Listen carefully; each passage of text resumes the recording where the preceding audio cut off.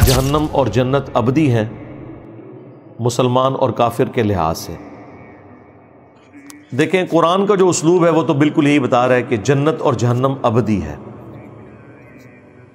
اختلاف جو پایا جاتا ہے وہ دوزخ کے کیس میں ہے، اور وہ بھی قرآن میں نہیں ہے، چند علماء کی رائے ہے۔ اس میں ٹاپ آف لسٹ صوفیوں کے امام جو محی الدین ابن عربی ہیں، اور سلفی اہل حدیث وہابیوں کے امام ابن تیمیہ۔ حالانکہ دونوں بالکل 180 ڈگری عقیدے رکھتے ہیں۔ ابن تیمیہ تو محی الدین ابن عربی کو مسلمان بھی نہیں سمجھتے، آپس میں ان کے 200 سال کا فرق ہے۔ محی الدین ابن عربی پہلے ہیں، ابن تیمیہ بعد میں آئے، لیکن اس کے باوجود دونوں کا یہ نظریہ ہے کہ ایک نہ ایک دن جہنم ختم کر دی جائے گی۔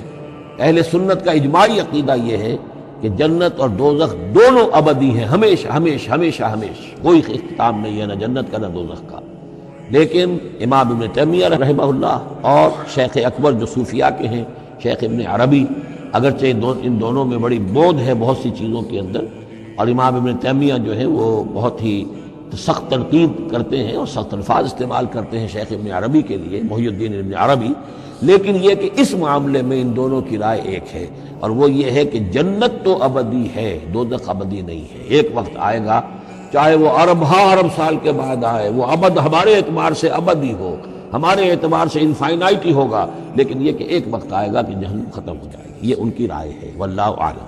اور بیسک پرنسپل انہوں نے یہ گھڑا ہے کہ جنت کے لیے جب بھی قرآن میں لفظ آیا وہ آیا خالدین فیہا ابدا، کہ جنتی جنت میں رہیں گے ہمیشہ ہمیش، جبکہ جہنم کے لیے آیا ہے خالدین فیہا، جہنمی رہیں گے جہنم میں ہمیشہ۔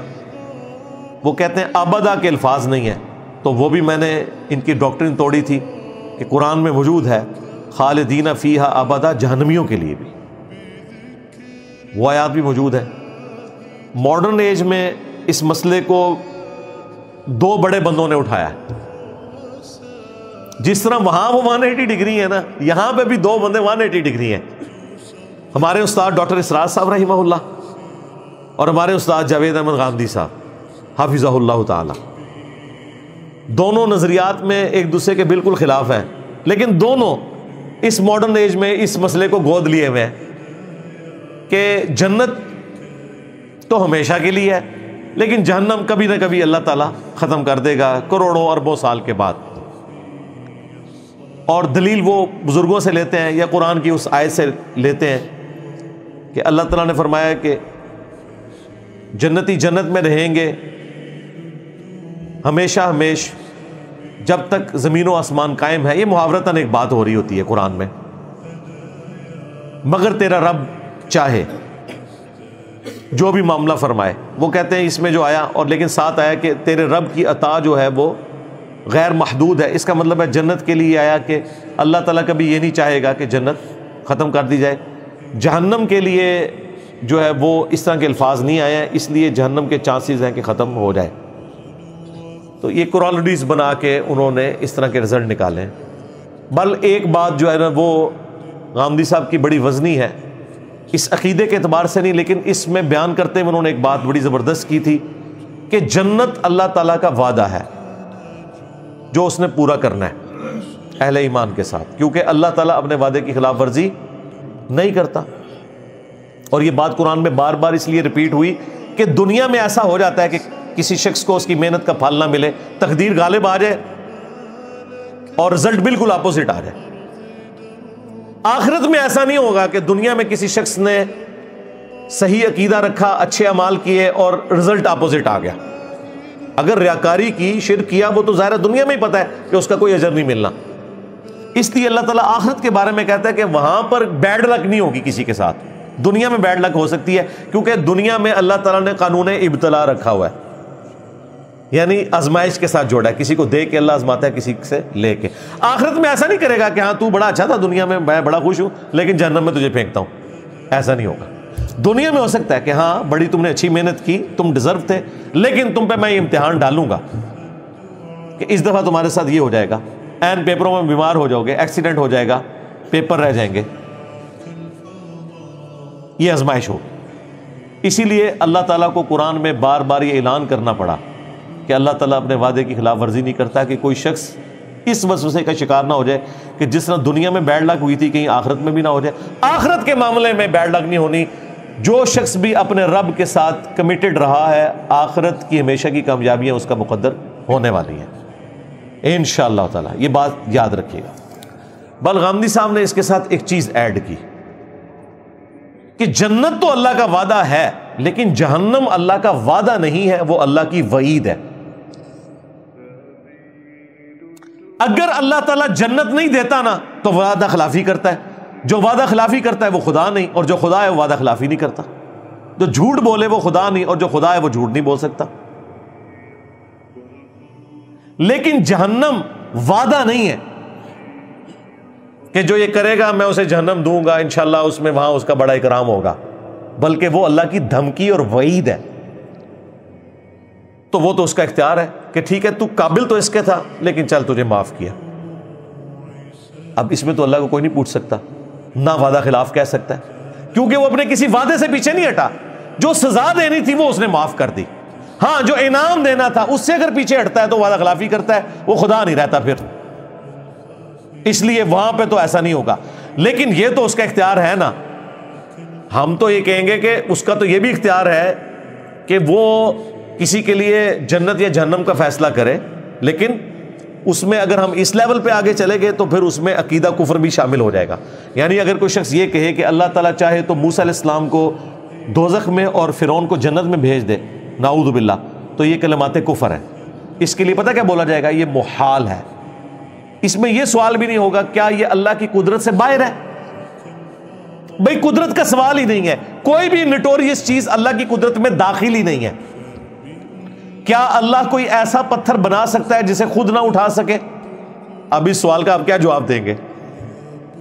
اس کا جواب ہے محال ہے، کیونکہ اگر آپ کہتے ہیں نا کہ ہاں وہ ایسا پتھر بنا سکتا ہے جسے خود نہ اٹھا سکے، تو ایک مسئلہ تو آپ نے حل کر دیا کہ اس نے پتھر بنا لیا، تو جو خدا پتھر ہی نہ اٹھا سکے وہ ان اللہ علی کل شیء قدیر کیسے ہوا؟ دوسرا مسئلہ پھنس جائے گا۔ تو یہ فلسفیانہ سوالات تھے۔ یہ جب معتزلہ کے زیر اثر خلیفہ مامون الرشید کے دور میں عباسیوں نے فلسفے کی کتابیں عربی میں ٹرانسلیٹ کی نا، اس وقت یہ بحثیں پھر شروع ہوئیں، عقلی بحثیں۔ تو پھر علم الکلام ایجاد کیا گیا کہ ان باتوں کے جواب آپ نے کیسے دینے ہیں۔ اس کے لیے دو ٹرمز ڈیوائز ہوئیں، محال اور مقدور۔ محال وہ چیزیں ہیں جو اللہ تعالیٰ کی قدرت میں داخل نہیں ہیں، اور اس میں قدرت کا نقص نہیں ہے، بلکہ وہ بائی ڈیفینیشن ہی چیزیں غلط ہیں۔ کیا اللہ اپنے ساتھ کا کوئی اور خدا پیدا کر سکتا ہے؟ اس کا جواب اگر آپ دیں گے ہاں، تو جب ایک اور خدا پیدا ہو گیا تو توحید کی نفی ہو گئی۔ پھر دوسری بات، جب وہ پیدا ہو گیا تو وہ تو خدا ہوئی نا، وہ تو مخلوق ہے۔ خدا کی تو ڈیفینیشن ہے لم یلد ولم یولد، خدا تو پیدا نہیں ہوتا، وہ تو ہمیشہ سے ہے۔ اور اگر آپ کہیں کہ نہیں پیدا کر سکتا تو لوگ کہیں گے آپ نے قدرت کی نفی کر دی کہ اچھا یہ کام تو وہ نہیں کر سکتا۔ تو اس کا جواب یہ ہے یہ محال ہے، یہ بائی ڈیفینیشن ہی غلط ہے۔ اس کے اگینسٹ کچھ چیزیں ایسی ہیں جو مقدور ہیں، اگرچہ وہ اللہ نے کی نہیں ہوئی لیکن قدرت میں داخل ہے۔ مثلا کیا اللہ اس بات پر قادر ہے کہ زمین سے کوئی ایسی سیڑھی بنائے کہ ہم آسمان پہ چڑھ جائیں؟ ہم کہیں گے کہ ہاں اللہ تعالیٰ ایسی سیڑھی بنا سکتا ہے۔ اگلا سوال وہ کرے کہ وہ سیڑھی کی طرح، ہم کہیں گے بنائی نہیں ہے، لیکن بائی ڈیفینیشن ان اللہ علی کل شیء قدیر کے تحت وہ اس چیز کے اوپر قادر ہے، اگرچہ وہ کام ابھی اس نے نہیں کیا لیکن قدرت میں داخل ہے۔ کیا اللہ تعالیٰ اس بات کے اوپر قادر ہے کہ بغیر شادی کے کسی عورت کو اولاد دے دے؟ ہم کہیں گے بالکل یہ بات مقدور ہے، اگرچہ عیسیٰ ابن مریم کے سوا کوئی ایگزامپل نہیں ہے اور نہ قیامت تک کوئی ایگزامپل ہوگی، ورنہ میں بتا دی جاتی۔ لیکن مقدور ضرور ہے، چاہے تو وہ کر سکتا ہے۔ بانج عورت کو اولاد پاسبل نہیں ہے، لیکن کیا اللہ تعالیٰ دے سکتا ہے؟ ہم کہتے ہیں ہاں مقدور ضرور ہے، اس کی قدرت میں داخل ہے، لیکن ایسا کرے گا نہیں وہ، سوائے یہ کہ حضرت زکریا علیہ السلام کو یحییٰ علیہ السلام مل گئے، باقی عموماً یہ اللہ تعالیٰ کا طریقہ نہیں ہے۔ یا وہاں پہ حضرت سارہ کے لیے حضرت اسحاق پیدا ہو گئے، لیکن یہ چیز مقدور ضرور ہے، چاہے تو کر سکتا ہے، لیکن عموماً دنیا کا قانون اس کے ساتھ اللہ نے نہیں جوڑا ہوا۔ کیا اللہ تعالیٰ یہ کر سکتا ہے کہ کسی کو آگ میں پھینکا جائے اسے آگ نہ کھائے؟ ہم کہتے ہیں ایسا ہوتا نہیں ہے، لیکن یہ اس کی قدرت میں داخل ہے، ایک دفعہ اس نے کیا ہے ابراہیم علیہ السلام کے لیے۔ جنرل رول پھر بھی نہیں ہے وہ، یہ ذہن میں رکھیے گا۔ لیکن جنرل رول نہ ہونے کے باوجود محال نہیں ہے، مقدور ہے، اگرچہ وہ نہ کرے تب بھی مقدور ہے، یعنی قدرت میں داخل ہے کہ وہ ایسا کر سکتا ہے۔ بس یہ ٹوٹل جو ہے جی فلسفہ علم الکلام یہ ہے جو میں نے آپ کو بیان کر دیا، جو یہ کئی سال بیچارے پڑھتے رہتے ہیں۔ پھر بھی آپ ان سے جا کے آج بھی اپنے ویسے چیک کرنے سے اپنے مفتیوں پوچھنا محال اور مقدور کیا ہوتے ہیں، یہ لفظ بھی کئی مفتیوں انہیں یہ پتا ہوتے ہیں۔ وہ جو تخصص فی التفسیر، تخصص فی الفقہ، اس میں جو کوئی تخصص کو زیادہ کر جائے نا اس کو پتا ہوتا ہے۔ عام جو درس نظامی ہے نا اس میں یہ بحثیں نہیں پڑھائی جاتی، لیکن یہ ایسی بحثیں ہیں کہ جو کسی زمانے میں مسلمانوں کی ضرورت رہی ہے، کیونکہ اس وقت فلسفی مد مقابل آ گئے تھے تو ان کو سیٹسفائی کرنا تھا۔ پھر اس میں پھر غلوب بھی ہوا، اللہ تعالیٰ کی صفات کے بارے میں، ذات کے بارے میں، اسماء و صفات کے مسئلے نکلے۔ یہ جو آپ کو اہل حدیث اٹھاتے ہیں وہ یہ جہمیہ ہے جی، یہ مجسمہ ہے۔ استواء علی العرش کا کیا مسئلہ ہے، کیا اللہ تعالیٰ عرش کے اوپر بیٹھا ہوا ہے، عرش کی اور اللہ کی کیا نسبت ہے؟ اب یہ وہ ٹیکنیکل بحثیں ہیں جن کا جواب صرف ایک ہے، لیس کمثلہ شیء وہو السمیع البصیر۔ اللہ کی مثل ہو ہی کوئی نہیں سکتا، وہی سننے والا دیکھنے والا ہے۔ جب اس کی مثال بیان ہی نہیں ہو سکتی، لہٰذا یہ کوئی نہیں کہہ سکتا کہ اللہ اپنے عرش پہ ویسے ہے جیسے میں اپنی کرسی پہ ہوں۔ مثال آپ بیان نہیں نہ کر سکتے، کیونکہ میں تو مخلوق ہوں، مخلوق کی تو مثال ہو سکتی ہے، خالق کی مثال نہیں۔ قرآن میں ہے اللہ کی پنڈلی، اب اس سے کیا مراد ہے؟ وہ اللہ کے ساتھ خاص ہے۔ اللہ کی کرسی، اس سے کیا مراد ہے؟ وہ اللہ کے ساتھ خاص ہے۔ اللہ کی آنکھیں، اللہ کے ہاتھ، کیا ہم اس طرح مثال بیان کر سکتے ہیں؟ نعوذ باللہ نہیں۔ تو قرآن میں کیوں آیا؟ بخاری مسلم میں کیوں آیا؟ بھائی اس لیے آیا کہ انسان کو سمجھانے کے لیے ریزیمبلنس والی بات کرنی پڑتی ہے، اور اسی کو کہا جاتا ہے عربی زبان میں متشابہات۔ ریزیمبلنس والی چیزیں، ملتی جلتی چیزیں، جس طرح حوروں کے تصور کے لیے دنیا میں اللہ تعالیٰ نے عورت کی آزمائش رکھ دی، جنت کے پھلوں کے تصور کے لیے دنیا میں پھل رکھ دیے، لیکن اگر کوئی شخص یہ کہے کہ وہ جو جنت کے پھل ہیں وہ ویسے ہوں گے جس طرح ہمارے یہ والے پھل ہوتے ہیں، نہیں نہیں نہیں، جنت کی تو مثال بیان ہی نہیں کی جا سکتی، صرف اس لیے کہ یہاں پہ آپ کو ایک دھندلا سا تصور آئے۔ اور اسی کو اللہ تعالیٰ نے سورہ آل عمران کی آیت نمبر 7 میں بیان کیا ہے کہ قرآن کی آیات دو قسم کی ہیں، ایک وہ آیات ہیں جو محکمات ہیں اور وہ کتاب کی اصل ہیں، یعنی وہ کیا ہے؟ نماز پڑھو، شرک نہ کرو، ماں باپ کے ساتھ اس نے سلوک کرو، بدکاری سے بچو، جو جو اللہ تعالیٰ نے حکم دیے ہیں یا جن نافرمانی کے کاموں سے روکا ہے، یہ تمام ہے محکمات، اللہ کی طرف سے حکم۔ اور اللہ نے کہا کہ یہ کتاب کی اصل ہے، اور ساتھ ہی فرمایا دوسری ہے متشابہات، جن پہ صرف تم نے ایمان لے کے آنا ہے، ان کی تفصیلات اللہ کے ساتھ خاص ہے۔ اور اہل علم بھی یہی کہتے ہیں کہ یہ سب کچھ ہمارے رب کی طرف سے، ہم سب پہ ایمان لاتے ہیں، اور ان کے جو معاملات ہیں ان کی تفصیلات اللہ کے سپرد ہم کرتے ہیں۔ لیکن ساتھ یہ ہے کہ جن لوگوں کے دلوں میں ٹیڑھ پن ہے وہ متشابہات کے پیچھے پڑ جاتے ہیں، حالانکہ متشابہات کا علم تو اللہ تعالیٰ کے ساتھ ہے، لیکن جو علم میں راسخ لوگ ہیں وہ کہتے ہیں یہ سب کا سب ہمارے رب کی طرف سے ہے، ہم اس پہ ایمان لاتے ہیں، ہم بس اتنا ہی کہیں گے کہ ربنا لا تزغ قلوبنا بعد اذ ہدیتنا وہب لنا من لدنک رحمہ انک انت الوہاب۔ اے رب ہمارے دلوں کو ٹیڑھا نہ کرنا بعد اس کے کہ تو نے ہمیں ہدایت عطا فرمائی، اور ہمیں اپنے پاس سے رحمت عطا فرما، اے عطا فرمانے والے، آمین۔ اور بخاری مسلم میں الفاظ ہیں، تم دیکھو کہ جو شخص متشابہات کے پیچھے پڑا ہے تو سمجھ لو یہ وہی شخص ہے کہ جس کے دل کے ٹیڑھا ہونے کا ذکر اللہ نے اپنی کتاب میں کر دیا۔ اور یہاں متشابہات کے پیچھے لوگ پڑے ہوئے ہیں، جی شہید زندہ ہے جی، تو زندہ سے تو مانگ سکتے ہیں. یہ قرآن میں لکھا ہے. قرآن میں تو نہیں لکھا ہوا شہید زندہ ہے, نہیں لکھا ہوا ہے سرکار. قرآن میں لکھا ہے شہید زندہ ہے لیکن تمہیں اس کی زندگی کا شعور نہیں, یہ لکھا ہوا ہے قرآن میں. جب شعور ہی نہیں ہے تو پھر زندہ کہاں سے ہوا؟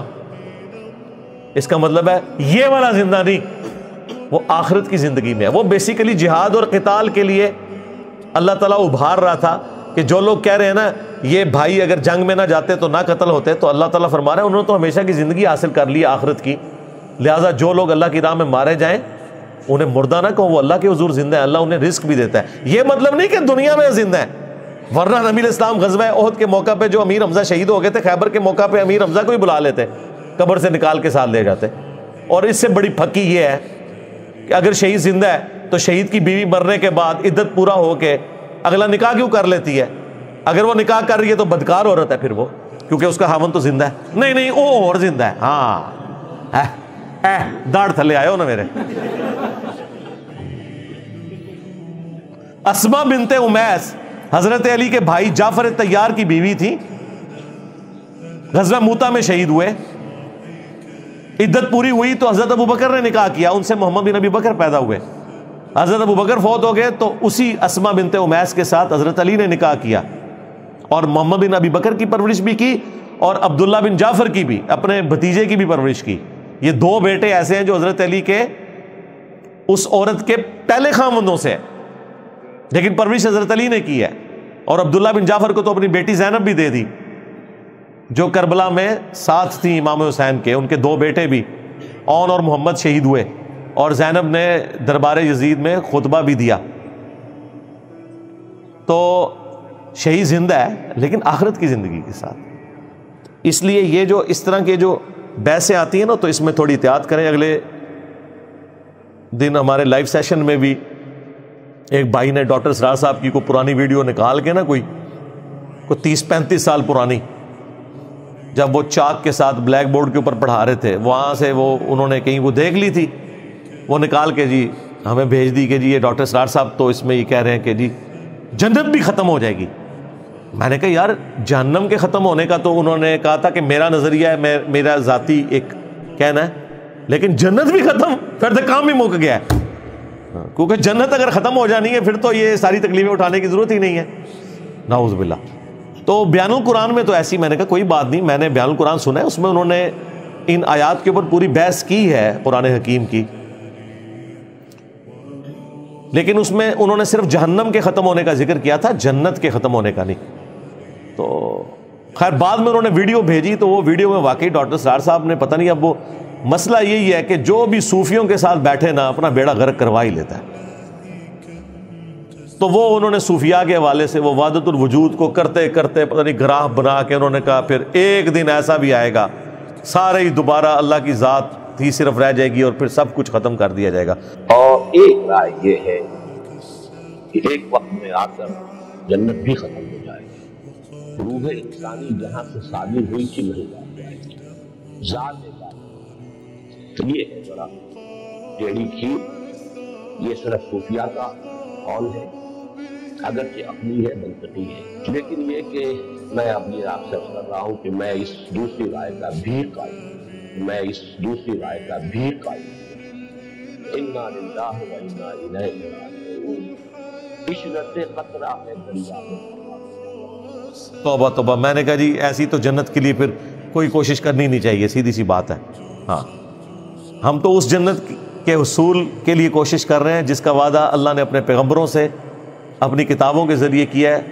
ہاں جی, جو کبھی ختم نہیں ہوگی, جس کی نعمتوں کو کبھی زوال نہیں آئے گا, جہاں موت نہیں ہوگی, جہاں پہ کوئی بدحالی نہیں ہوگی, جہاں انسان کبھی بوڑھا نہیں ہوگا, کبھی غمگین نہیں ہوگا, اور سب سے بڑھ کر اس کا رب کبھی بھی اس سے ناراض نہیں ہوگا اور اسے اپنا دیدار عطا کرے گا. اللہم اجعلنا منہم مع النبیین والصدیقین والشہداء والصالحین. تو اگر ڈاکٹر اسرار صاحب نے اس سے توبہ نہیں کی, ان کا اور اللہ کا معاملہ ہے. میں ان ڈاکٹر اسرار صاحب کی بات نہیں کر رہا, یہ جو ڈمی میوزیم سے آئے ہوئے ہیں, یہ ڈمی میوزیم والے بھی ڈاکٹر اسرار صاحب ان کو دکھا دیں. ڈاکٹر صاحب ایسا سامنے بھیج دو. میں اوریجنل والے ڈاکٹر اسرار صاحب کی بات کر رہا ہوں. میرا حسن ظن ہے کہ وہ توبہ کر کے دنیا سے گئے ہوں گے. بہرحال اگر آپ فی نفسی عقیدے کی بات کریں، میں ہمیشہ شخصیات پہ فتوے نہیں لگاتا، صرف عقیدوں پہ، عبارتوں پہ لگاتا ہوں۔ یہ عقیدہ ڈنکے کی چوٹ کے اوپر گمراہی پر مبنی نہیں، صرف کفریہ عقیدہ ہے کہ اگر کسی کا یہ عقیدہ ہے کہ جنت بھی ایک نہ ایک دن ختم کر دی جائے گی، ہاں استغفر اللہ واتوب الیہ، یہ پورے قرآن کے اسلوب کے خلاف ہے۔ یہ جرت تو محی الدین ابن عربی نے نہیں کی، یہ جرت تو ابن تیمیہ نے نہیں کی، انہوں نے آدھی جرت کی کہ جی دوزخ ختم ہو جائے گی، لیکن جنت ختم ہونے کا ذکر تو انہوں نے بھی نہیں کیا۔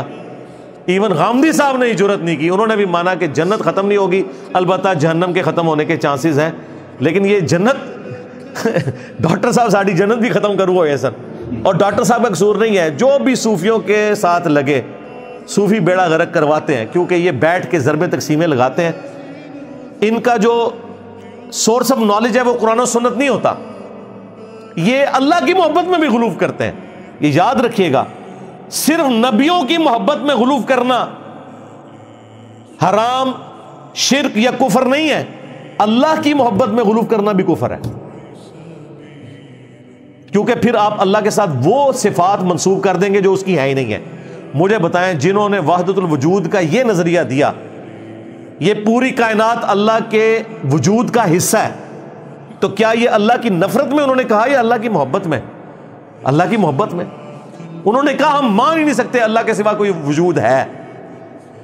تو اس کا الٹیمیٹ نتیجہ یہ تھا کہ انسان بھی رب ہے، ہاں درخت بھی رب ہے، گھوڑا بھی رب ہے، اسی کے جز کے ٹکڑے ہیں یہ سارے۔ یہی پینتھیزم کا عقیدہ ہندوؤں کے ہاں بھی آیا، ہماؤس اور وحدت الوجود کی بگڑی ہوئی شکل یہاں پہ بھی آئی، اگرچہ بعض صوفیاء اس کی تعویل کرتے ہیں نہیں جی ہم یہ والا وحدت الوجود مراد نہیں رہتے۔ اور یہی ڈاکٹر اسرار صاحب سے بھی مس ہینڈلنگ ہوئی وحدت الوجود کے مسئلے میں۔ پھر جب میری ان سے ملاقات ہوئی 2008 میں، تو انہوں نے کلیئر کٹ مجھے کہا کہ میں صوفیاء والے وحدت الوجود کو بالکل کفر شرک سمجھتا ہوں۔ یہ ڈاکٹر اسرار کا وحدت الوجود ہے کہ اس کائنات کا وجود ایک ہستی کی وجہ سے قائم ہے، باقی میں خالق اور مخلوق کا وہ فرق سمجھتا ہوں، ہم اس کا حصہ نہیں ہیں۔ میں نے کہا جی بس میرا اور آپ کا تو اختلاف اب ختم ہو گیا اس معاملے میں۔ انہی چیزوں پہ پھر اہل حدیثوں نے بھی ڈاکٹر اسرار صاحب کے اوپر فتوے لگائے تھے۔ بہرحال شکر ہے مجھے تو ان کی وفات سے 2 سال پہلے جو ملاقات ہوئی، انہوں نے کہا جی یہ ایسا نہیں ہے، لیکن یہ اب اتنے سالوں کے بعد ایک اور ویڈیو سامنے آئی ہے، وہ تو خیر بہت پرانی ہے ان کی ویڈیو، وہ کوئی 80s کی ویڈیو ہے، تو ہو سکتا ہے وہ ان کی اس ایج کی ہے جب وہ لرن کر رہے تھے چیزیں، اور آہستہ آہستہ جب انہوں نے سیکھ لی تو پھر انہیں پتہ چل گیا ہوگا کہ یہ بالکل فراڈ کے اوپر مبنی ہے۔ اس لیے آپ دیکھیں کسی بھی شخصیت کو آپ نے اتھارٹی نہیں ماننا، اتھارٹی اللہ اور اس کے محبوب صلی اللہ علیہ وآلہ وسلم کی مبارک ذات ہے، بالکل یہ ذہن میں رکھیے گا۔ باقی کو بڑے سے بڑا بزرگ ہو، اسکالر ہو، عالم ہو، امام ہو، مجتہد ہو، ایون کوئی صحابی بھی ہو، وہ اس کی ذاتی رائے ہو سکتی ہے کسی معاملے میں۔ اب یہاں پہ بھی میں کئی ایک مثالیں دے سکتا ہوں بڑوں سے بھی، لیکن فائنل اتھارٹی قرآن و سنت کو آپ نے ماننا ہے، بالکل یہ کلیئر کٹ ہے۔ یہ چونکہ آپ کا سوال آیا تھا لہٰذا میرے پہ کیفیت طاری ہوئی تو میں نے یہ سارا کا سارا اس میں بیان کر دیا کہ قرآن و سنت کے نظریے میں تو نہ جہنم نے ختم ہونا ہے نہ جنت نے ختم ہونا ہے، باقی یہ اللہ کے معاملات ہیں۔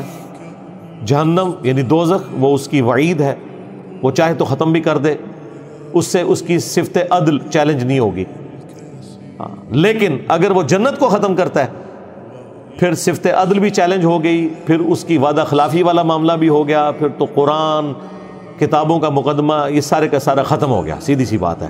تو ایسا عقیدہ تو بالکل رکھنا کفر کے اوپر مبنی ہے، گمراہی نہیں ہے یہ جناب، کفر کے اوپر مبنی ہے، یہ ذہن میں رکھیے گا۔ گمراہی بہت چھوٹا ورڈ ہے، ایٹ لیسٹ کفر ہے اور قرآن کے خلاف ہے۔ باقی یہ جو بعض لوگ سوال پوچھتے ہیں کہ یہ کیسے ہو سکتا ہے کہ 60 سال کہ شرک کی سزا ہمیشہ کی جہنم ہو؟ جی ہونا چاہیے، یہ 60 سال کے عوض نہیں ہے سزا، اس جرم کی انٹینسٹی کے عوض ہے۔ شرک اتنا بڑا جرم ہے کہ اگر بغیر توبہ کیے بندہ مر جائے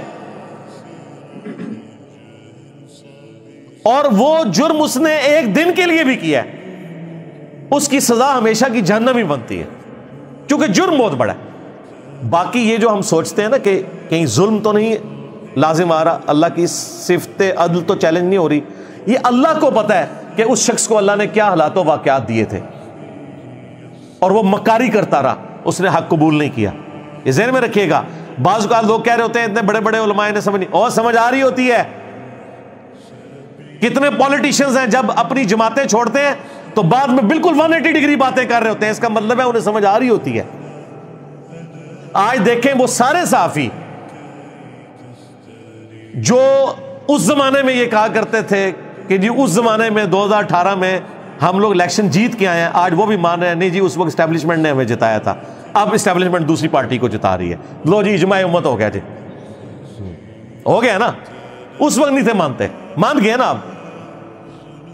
تو وقت کے ساتھ انسان مان جاتا ہے ان چیزوں کو. تو اس کا مطلب ہے اس وقت بھی انہیں سمجھ تھی کہ یہ کیا ہو رہا ہے, جان بوجھ کے مکرے بنے ہوئے تھے. چلیں یہ تو دنیا کا معاملہ ہے. آخرت کے بارے میں جو کوئی مکرا بن گیا اور آپ کو بڑا ترس آ رہا ہے کہ اس بیچارے کو سمجھ نہیں ہے اس لیے یہ کر رہا ہے, وہ اللہ کو پتا ہے یہ مکرا بنا ہوا ہے, یہ سمجھ آ رہی ہے. یہ آپ نے حساب نہیں لینا, اللہ نے لینا ہے. اور یہ اللہ تعالیٰ کا وعدہ ہے کہ انسان کو اس وقت تک موت نہیں دے گا جب تک کہ حق اسے دکھا نہ دے. ذہن میں رکھیے گا, یہ اللہ نے اپنے ذمہ کرم پہ لیا ہے. اس کے لیے ضروری نہیں کہ 100 سال کی زندگی ہو, کسی کو 20 سال میں بھی وہ حق دکھایا جا سکتا ہے جو دوسرے کو 60ویں سال میں جا کے دکھایا جائے. وہ 60 سال تک زندہ رہے گا وہ حق دیکھنے کے لیے. یہ اللہ نے اپنے ذمہ لیا ہوا ہے کہ میں نے حق دکھانا ہے, لہذا ترس نہ کھائیں اس حوالے سے اور اس کے لیے آپ دین کو بدل دیں کہ یہ کیسے ہو سکتا ہے. نہیں, اس کی بجائے دعوت و تبلیغ کا کام کریں, لوگوں کو سچائی بتائیں تاکہ وہ ہمیشہ کی جنتوں کو حاصل کر سکیں اور اللہ تعالیٰ کے غضب کے مقام جہنم سے خلاصی پا سکیں.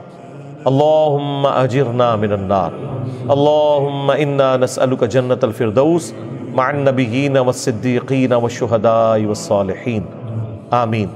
اور آخری بات میں اس میں کروں گا کہ اس کائنات میں توحید, خدا کا کنسیپٹ ہی ایسا کنسیپٹ ہے کہ اگر کوئی ایک چیز اوور لک نہیں ہونی چاہیے تھی نا تو وہ خدا کا تصور ہے. روزانہ آپ کو سینکڑوں ہزاروں سگنلز ملتے ہیں, صرف اللہ اپنے ذات کے ساتھ پردے میں چلا گیا, اس کے علاوہ ہر چیز سامنے ہے, اس کی ذات سامنے نہیں ہے. باقی اس کی صفات کے ذریعے اس کی قدرتوں کا جو ظہور ہے وہ اتنا سامنے ہے کہ اللہ تعالیٰ سے زیادہ کوئی ظاہر چیز ہی نہیں ہے. کائنات میں اگر کوئی چیز اوور لک نہیں ہونی چاہیے تھی نا انسان کی نظر سے تو وہ ایک خدا کا کنسیپٹ تھا. لہٰذا اللہ تعالیٰ جسٹیفائی ہے کہ کسی شخص کو شرک کرنے کے سبب ہمیشہ کے لیے جہنم میں پھینکے. البتہ اگر وہ اس وعید سے خود ہی پیچھے ہٹے یا کسی کی سزا معاف کرنا چاہے تو ٹھیک ہے, لیکن وہ سزا اگر معاف ہوئی بھی, تھیوریٹیکلی میں بات کر رہا ہوں, جنت میں وہ شخص پھر بھی نہیں جا سکتا. وہ قرآن کا فتویٰ ہے. ہاں, ان اللہ لا یغفر ان یشرک بہ ویغفر ما دون ذلک لمن یشاء. یہ تو وہ آ گیا الٹیمیٹ فتویٰ کہ شرک معاف نہیں ہوگا. لیکن بفرض محال اگر کہیں کوئی معافی والا ہوا معاملہ تو پھر وہ والی آیت ہے, لقد کفر الذین قالوا ان اللہ هو المسیح ابن مریم وقال المسیح یا بنی اسرائیل اعبدوا اللہ ربی وربکم انہ من یشرک باللہ فقد حرم اللہ علیہ الجنہ ومأواہ النار وما للظالمین من انصار. بے شک جو کوئی اللہ کے ساتھ شرک کرے گا اللہ نے ایسے شخص کے اوپر جنت حرام کر دی ہے, اس کا ٹھکانہ جہنم ہے جہاں وہ رہے گا ہمیشہ ہمیش. جنت حرام ہے ایسے شخص کے اوپر. اگر اللہ تعالیٰ جہنم کو ختم بھی کر دے جنت میں پھر بھی وہ نہیں جا سکتا کیونکہ پھر قرآن وائلیٹ ہو جائے گا. سمجھ رہے ہیں نا میں کیا کہنا چاہ رہا ہوں؟ ہاں, تو اس لیے میرے بھائی ان دقیق بحثوں میں پڑھنے کی بجائے چپ کر کے آخرت کی تیاری کریں, سیدھی سی بات ہے. ٹھیک ہو گیا جی. آپ کا یہ اصول تھا کہ آپ نے کوئی ایسا عقیدہ نہیں اپنایا جو آپ سے پہلے امت کا نہ ہو, پھر آپ جنت میں منی گاڈ بنانے والی بات کہاں سے؟ بھائی یہ منی گاڈ کا جو عقیدہ ہے نا, اوریجنل منی گاڈ, بریلویوں کے سارے بزرگ اوریجنل منی گاڈ ہیں. ہاں, چاہیں تو اشاروں سے اپنے کایا ہی پلٹ دے دنیا کی, یہ شان ہے خدمت گاروں کی, سرکار کا عالم کیا ہوگا. یہ تو دنیا میں گاڈ مانتے ہیں اپنے بزرگوں کو. اور پچھلے دنوں میں نے عبد القادر جیلانی کی کتاب جو ثابت ہے ان سے, یہ وہ کتاب ہے جس میں کوئی اختلاف نہیں, فتوح الغیب, جس کی شرح ابن تیمیہ نے لکھی ہے, وہابیوں کے امام نے, اور اس کتاب کے نوٹس پیر نصیر الدین صاحب نے اپنی کتاب میں لکھے ہیں. فتوح الغیب میں عبد القادر جیلانی نے کہا ہے کہ جو دنیا میں بھی اللہ کا صحیح تابع فرمان بندہ بنتا ہے تو اللہ تعالیٰ اسے کن فیکون کی کوالٹی دنیا میں دے دیتا ہے، حالانکہ یہ جعلی عقیدہ ہے، ہم نہیں اس کو مانتے۔ جنت میں دے گا کن فیکون کی کوالٹی، اپنی اپنی جنت میں جو چاہے گا وہ ملے گا۔ تو وہ کن فیکون کی جو کوالٹی ہے نا، اس کے لیے میں نے ٹرم کی تھی منی گاڈ۔ یہ گاڈ سے مراد یہاں معبود نہیں ہے، اگر اس لفظ سے چیڑا تو قرآن میں بھی موجود ہے۔ حضرت یوسف نے کہا تھا اپنے مالک کے بارے میں جس کے وہ غلام تھے مصر میں کہ میرے رب نے مجھے اچھے طریقے سے رکھا ہے، میں اس کے ساتھ غداری نہیں کر سکتا۔ تو وہ رب کس کو کہہ رہے تھے؟ اپنے مالک کو۔ پھر وہ جو دو خوابوں کی تعبیر بتائی تھی، کہا تھا تم میں سے ایک اپنے رب کو شراب پلائے گا، رب کا لفظ ہے۔ تو عربی زبان میں رب اللہ کے لیے بھی استعمال ہوتا ہے، بڑا رب وہ ہے، چھوٹے رب ہمارے ماں باپ بھی ہے۔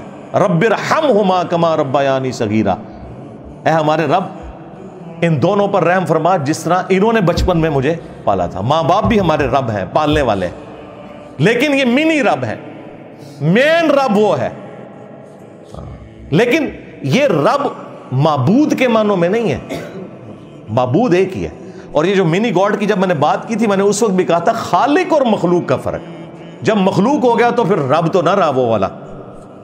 اگر کوئی کہے کہ یہ وہ گاڈ ہے جو معبود ہے اور دوسرا یہ مخلوق ہے، تو مخلوق کے لیے اگر گاڈ کا لفظ کوئی بول رہا ہے منی گاڈ کے طور پہ، تو یہ سمجھانے کے لیے۔ اور یہ دیکھیں مفتی سعید صاحب جنہوں نے عمران خان صاحب کے نکاح پڑھائے ہیں 3 دفعہ، انہوں نے تو باقاعدہ ویڈیو میں کہا ہے، جب کسی نے کہا جنت میں وائی فائی ہوگا، تو انہوں نے کہا ہاں بھائی جنت میں تو سب کی چھوٹی چھوٹی اپنی اپنی خدائیاں ہوں گی، اب اس سے زیادہ کیا بتاؤں میں۔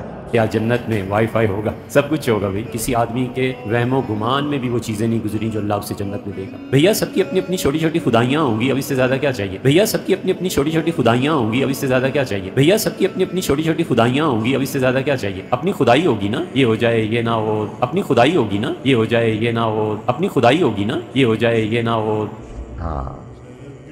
اب وہ کلپ ہمارے اسٹوڈنٹس کی آنکھوں سے پھر چھپ نہیں سکا، آ گیا۔ دیکھیں جو یہ میرے اوپر حملہ کرتے ہیں نا، اللہ تعالیٰ کسی نہ کسی کی زبان پہ جاری کر دیتا ہے۔ وہابیوں کے مولوی نے نہیں بولا کہ جب کبھی بھی کوئی نبی کسی امت میں گیا تو وہاں کے جو مشرک ہوتے تھے وہ کہتے تھے کہ ہم نے کیا داڑھی اور سر کے بال دھوپ میں سفید کیے ہیں، یہ کل کا چھوکرا آ کے ہمیں سمجھائے گا۔ دنیا میں آنے والے ہر پیغمبر کے ساتھ اس کی قوم نے جو پہلا اعتراض کیا بنیادی وہ یہی تھا کہ ہمارے باپ دادا پاگل تھے، انہوں نے کیا داڑیاں دھوپ میں سفید کی تھی؟ کیا ان کو کچھ پتہ نہیں تھا؟ یہ کل کا چھوکرا آ کر ہمیں یہ سمجھانے لگا ہے دین، یہ کل کا چھوکرا آ کر ہمیں یہ سمجھانے لگا ہے دین، یہ کل کا چھوکرا آ کر ہمیں یہ سمجھانے لگا ہے دین۔ 1,24,000 انبیاء کے بارے میں اس نے یہ مثال بیان کی، اور ظاہر کافروں کے ریفرنس سے بیان کی۔ کافر تو انبیاء کو پتہ نہیں کیا کچھ کہتے تھے۔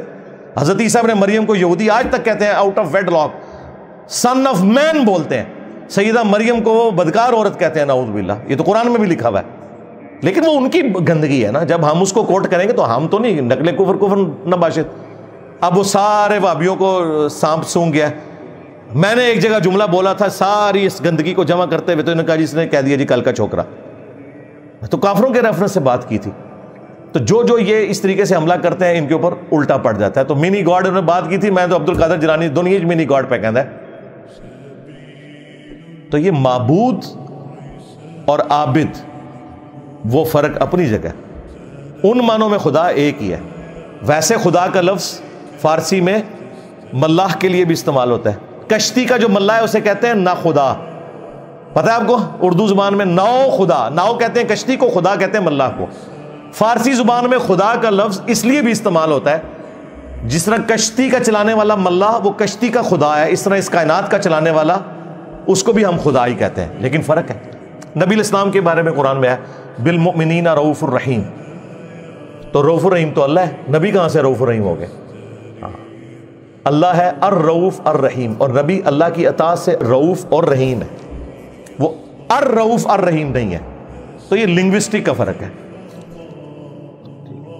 تو الحمدللہ یہ جو میں نے عقیدہ بتایا اس کے اوپر بھی اجماع ہے الحمدللہ کہ جنت میں ہر مؤمن اللہ تعالیٰ اسے اپنی کن فیکون والی کوالٹی بھی دے گا اپنے دائرے کے اندر، ظاہر الٹیمیٹ تو صرف اللہ کی ہے۔ دوسری، اللہ کو موت نہیں آئے گی انسان کو بھی موت نہیں آئے گی. یہ وہ کوالٹی ہے جو اللہ اور بندے کی کامن ہو جائے گی. لیکن خالق اور مخلوق کا فرق ہے, عطائی اور ذاتی کا فرق ہے, لیکن کوالٹی بہت بڑی ہے. ذہن میں رکھیے گا.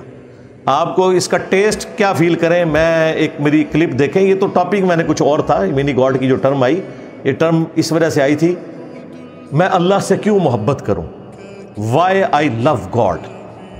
بیسیکلی میں اس کو ایڈریس کر رہا تھا, اس میں میں نے چیز, تو اللہ کے فضل سے میں نے اس کو جس طریقے سے ایڈریس کیا ہے, کوئی بھی اس طریقے سے اس مقدمے کو پیش نہیں کر سکتا کہ میں خدا سے محبت کیوں کروں. ہم جو کچھ بھی کر رہے ہوتے ہیں نا, اللہ کی محبت کی وجہ سے نہیں کر رہے ہوتے, اللہ کے ڈر کی وجہ سے کر رہے ہوتے ہیں. آج اللہ کی طرف سے اناؤنسمنٹ ہو نا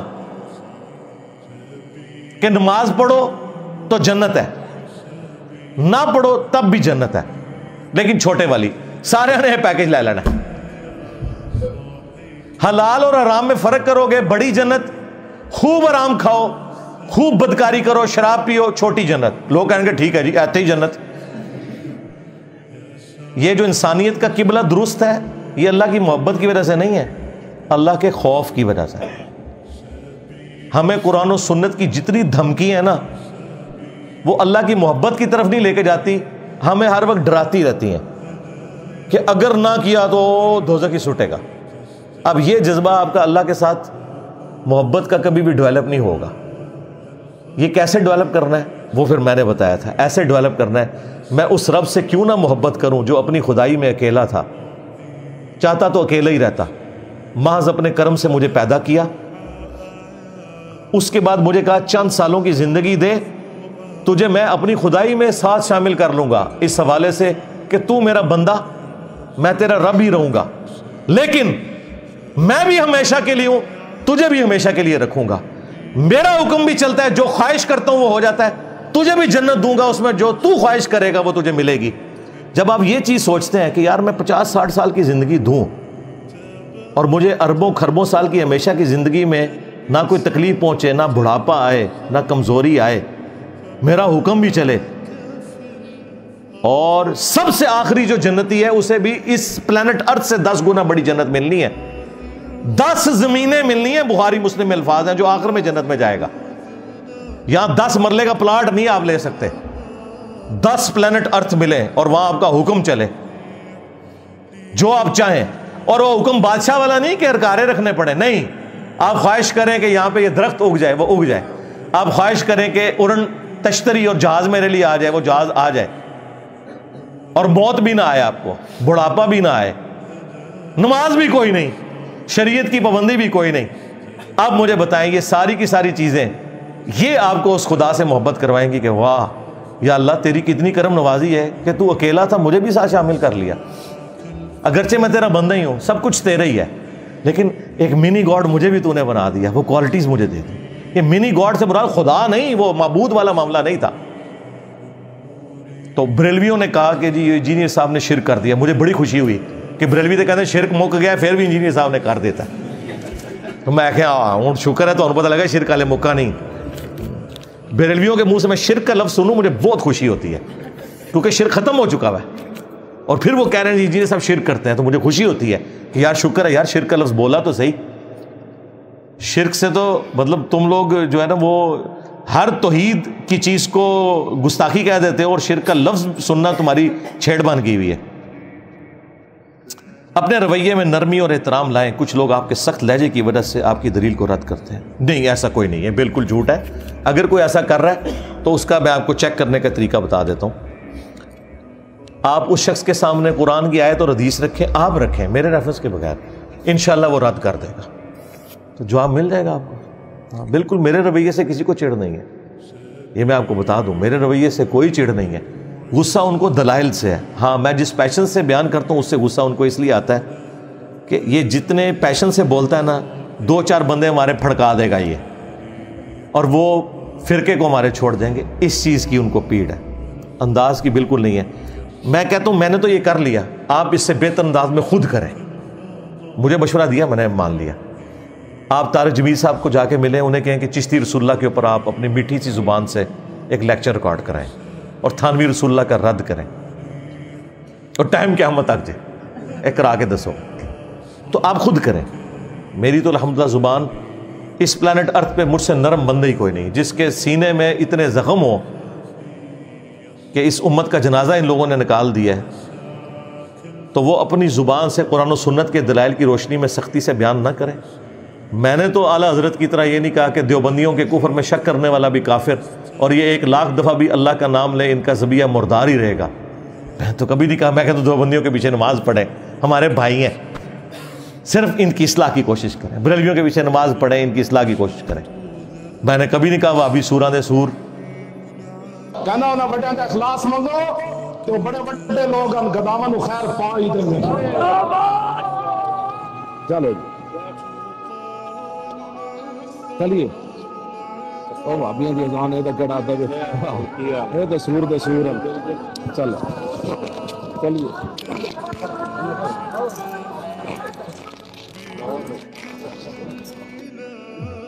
میرا یہ دعویٰ ہے مجھ سے زیادہ نرم بندہ ہی کوئی نہیں ہے۔